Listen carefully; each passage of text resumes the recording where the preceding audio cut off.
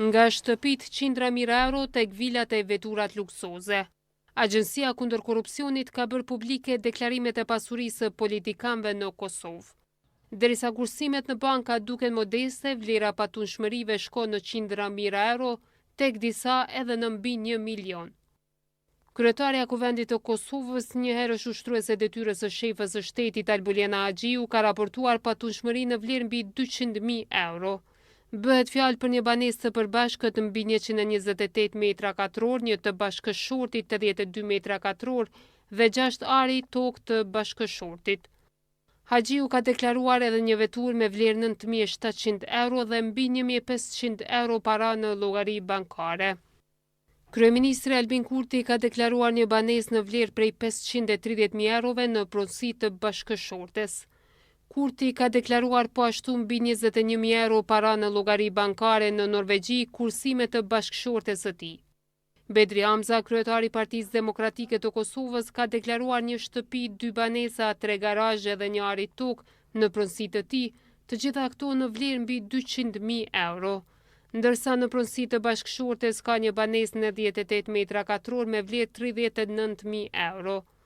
Hamza ka deklaruar po ashtu edhe një vetur Audi në vlerë 25.000 euro në pronësi të fëmijëve dhe një Renault 9.000 euro në pronësi të bashkëshortes.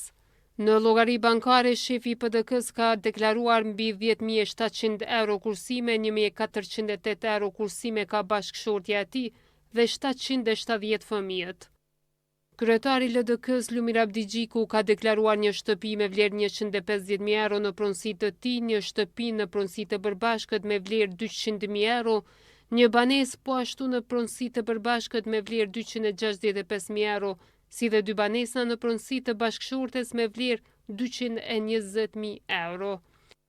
Si pasuri të luajshme, i pari LDK-s ka deklaruar një vetur Mercedes në pronësi të bashkëshortes me vlerë 25.000 euro. Mbi 5.000 euro janë kursimet e deklaruara nga ai në llogari bankare, si dhe rreth 4.300 janë kursimet të bashkëshortes. Kryetari i AK-s Ramush Haradinaj ka deklaruar patunshmëri në vlerë mbi 1.9 milion euro në emër të tij, fëmijëve dhe pronësi të përbashkët. Pasuria paluajshme e tij përfshin toka, shtëpi, banesa e vilë. Haradinaj ka deklaruar një vetur Toyota në pronësi të tij me vlerë 19.000 euro dhe një vetur në pronësi të bashkëshortes me vlerë 50.000 euro. Në llogari bankare, ai ka raportuar mbi 23.000 kursime në emër të tij, mbi 8.000 të bashkëshortes dhe mbi 1.800 të fëmijëve.